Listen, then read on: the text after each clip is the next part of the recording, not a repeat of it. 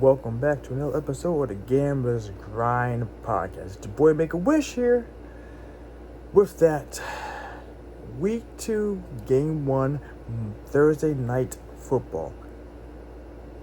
Talk. Okay. Just a little talking, just a little something. Maybe a few picks, maybe some analysis, just a little something. Get you ready for this game tonight. It's going to happen in about 4 hours. 4:50 right now, Eastern Standard Time. We're talking right now. So I wanted to do this. I don't like doing them late, but I have the most up-to-date information. So sometimes you miss some good odd picks sometimes by picking them early. But as they say, actually I want to make sure I say this right. If you're betting the favorite, bet early. If you're betting the dog, bet late. If you know what that means, because you get in the early lines, you bet the favorite, it goes good, it goes great, it goes fantastic, because you get a nice, hopefully best odds picks at the time. And if you're picking the dog, by people picking the odds, picking a favorite, it should make the dog jump up a whole bunch higher. So, that little said out the way, let's get into these picks, right? So this actually is a little interesting, because this is a very interesting game, all right? First up, we got two undefeated teams, 1-0, going into this, and we're looking at but there's some history though, some big, bad, nasty history. All right, what is it? Buffalo Bills are 11-2 against Dolphins over the course of the last 30 years. Nothing to sneeze at. Just a nice little winning streak. That sometimes those streaks actually matter because it plays into the motivations and how people feel about things and how they get demoralized when things are going wrong, going bad, right? But the last time they beat them, did he beat them? I forget. The Dolphins lost to the Buffalo Bills in the playoffs. Not the bad boys right out. In these playoffs? Right before the playoffs. Something, I'm sorry. I forget. That was a recent game. That's in January. They played last. And Bills ran right through them. Miami Dolphins, though, the thing about the Dolphins is they last season, if they have most of the same team, most everything is still relatively in place. Kind of. We'll get that in a second. But Miami was, 7-1 at home? 7-1 at home, so they're basically almost undefeated. So let that sink in for a bit. You know what I'm saying? I think the only people who beat them at home was the Bills. So those little things are little something, right? But either way, Dolphins do amazing at home when they're playing at home in front of the crowd, hot weather, no sleek ice to worry about, you know what I'm saying? No hurdles to jump over in the Bayfields or what the fuck they got going on, you know what I'm saying? But all that being said, let's get into this. So we have a slight favorite right now. Slight favorite. Let me see the current thing at the moment. Let me activate all these again so I can get all the juicy numbers. Bam. All right. Slight favorite, -140 for Miami at home. Get that Caesars at those odds, or get the ESPN bet Buffalo Bills underdog at +125. We have a spread of -2.5, which is the standard for. We don't really know what to do because it's too close to call it. It's almost coin flip.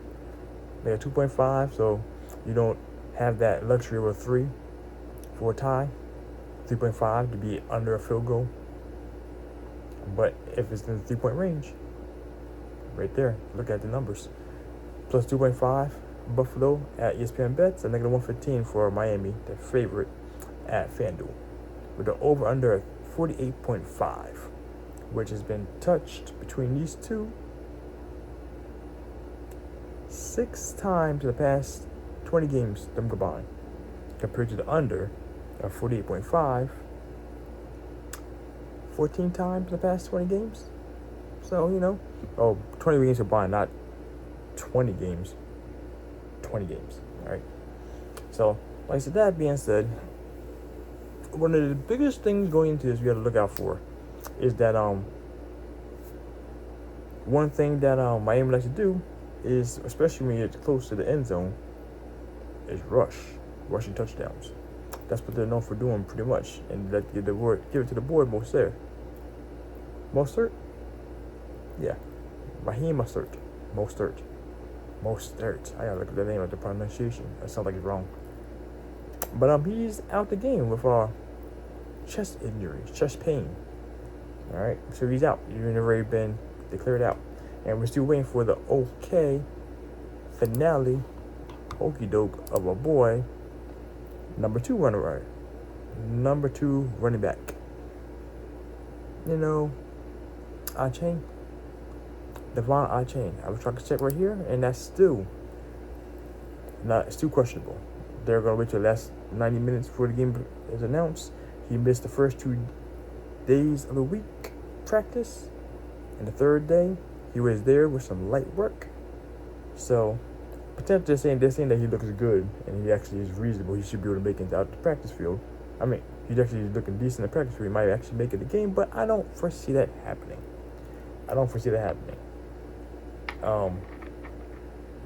Does a pretty good job when he's out in the field, running around, scoring things.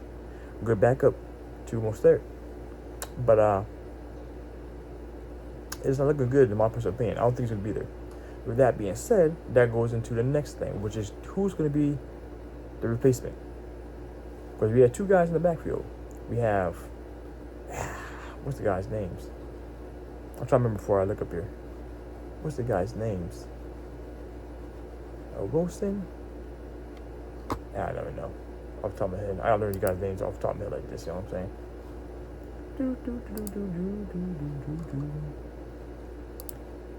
Where my guy at?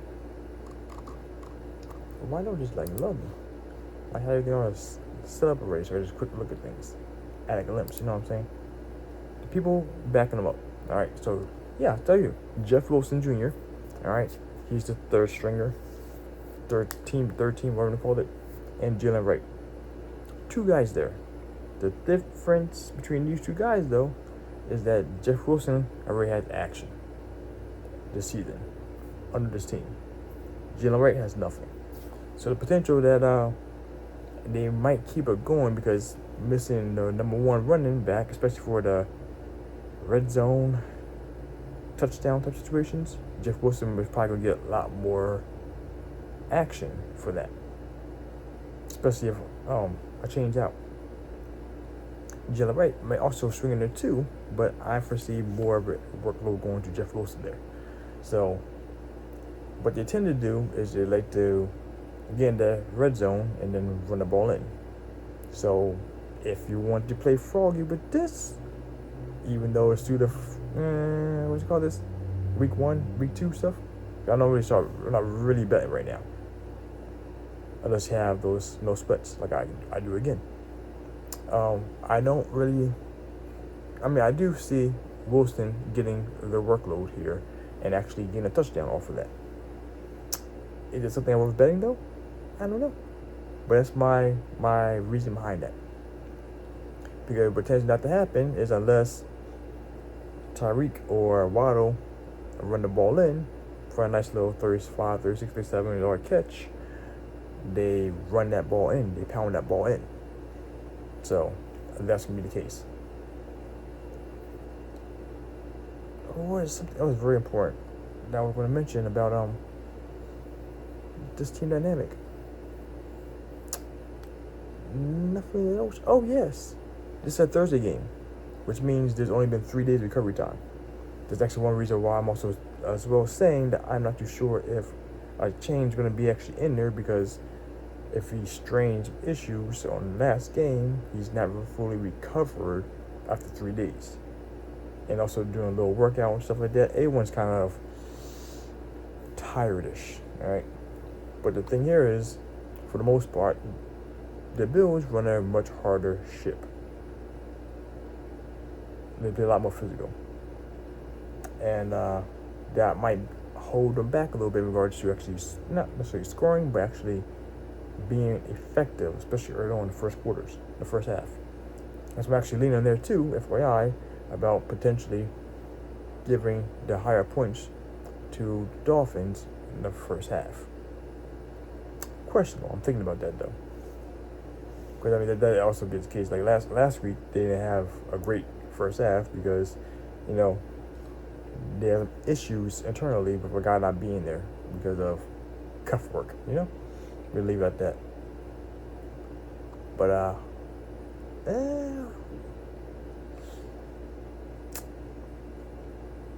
considering the fact that the Dolphins actually playing one of the top 10 defenses in the league this time, and that's actually one thing. Like the last two games they played haven't been the best for them performance-wise. On the second to last game, if I recall correctly, they did decent passing yards, but they didn't do a lot of scoring. They had like, I think 381 yards, something like that, but they only had like 20 points. Compared to last time, they had less yards by a large margin, like 157 passing yards, 164, something like that. But they scored a lot more. So just throwing it out there. It's interesting how it's going to turn out. And also, they got ran on a whole bunch. So even though Dolphins have this defense that's relatively decent, the Bills ran through them with everyone and their mama. And like last week, since Stephon Diggs isn't here with the Bills anymore, everyone thought that they were just that they're going to find a replacement for him per se. But it was hard to really gauge that because last week everyone got some love. Everyone got the ball. There was no unequal shares of the plates being eaten that last week. Well, that being said, my boy that actually, because I have a pick, I'm thinking about that too. I'll get that in a second.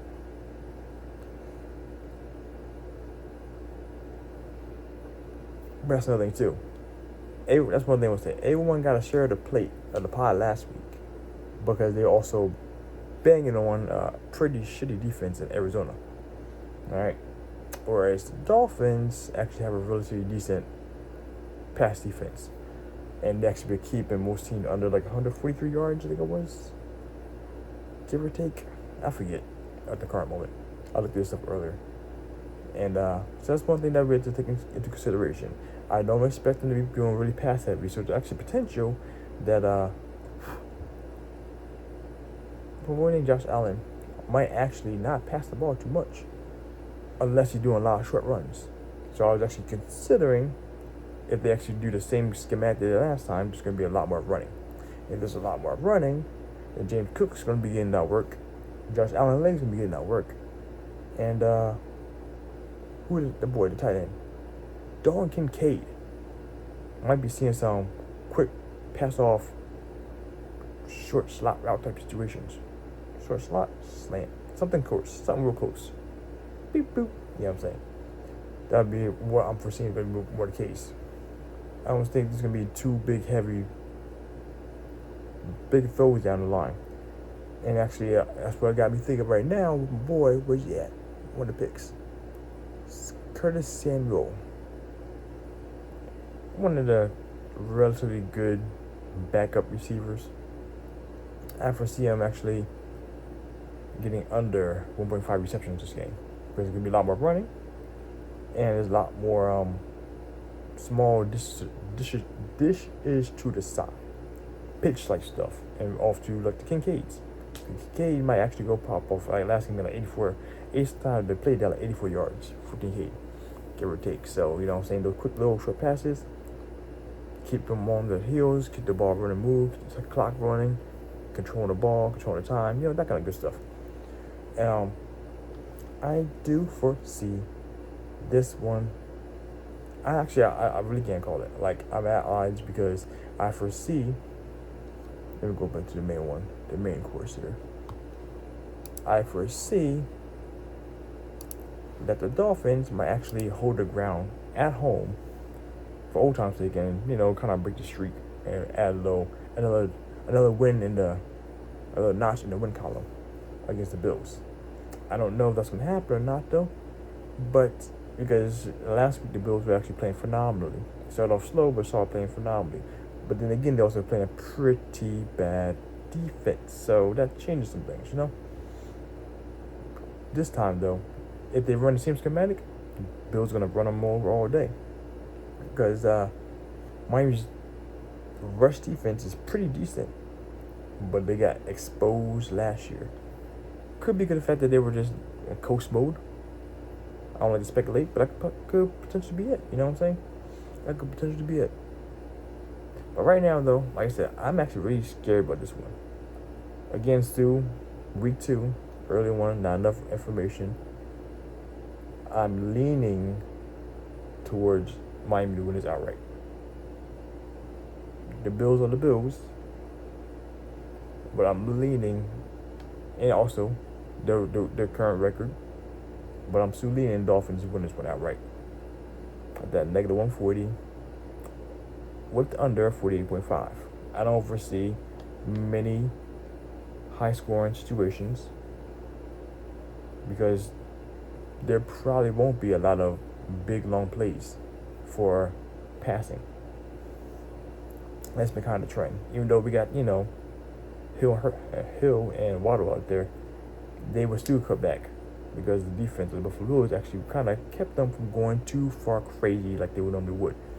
Okay? So, all that being said, let me drop a few picks for you guys in case you guys are going to bet, because I know you guys don't all listen to me and I heed my advice. But if you do, when you have that no sweater, run these. This is what I'm looking at right now. Like I said, I'm leaning that negative 140 with the Miami. When the Miami went out outright with the under 40.5. And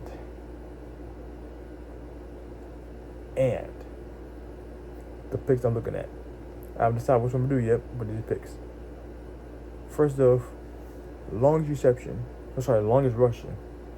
For longest rushing carry, Cook. Daryl Cook, 13.5. And Josh Allen to have over 7.5 rushing attempts. With I would say Deebo Samuel. Who was that there put down? Oh yeah, the same I was talking about. Curtis Samuel. His name Curtis? Curtis Blue. Yeah, Curtis Samuel. Under 1.5 receptions. Alright? So like I said, the defense here is a little better for Miami. So I don't assume that the ball can be just passed around like it did last time. The last game. Tua under 1.5 touchdowns, which is a common trend for him because, like I said, unless they run it right in, they tend to red zone that, rush it, run it in, and under 271.5 yards passing. There's the picks I'm looking at. With one more for the road. Who's that there? Dalton Kincaid, over 45.5 yards. 6 of them things, all right? So, quick running back real quick. Like I said, you could do that. This is a nice little parlay if you want to do that and it actually hits. The win for Dolphins, if you want that, with the under the 48.5, those two. And then the picks, Daryl Cook, longest rush, 13.5. With Josh Allen, 7.5, over 7.5 rushing attempts.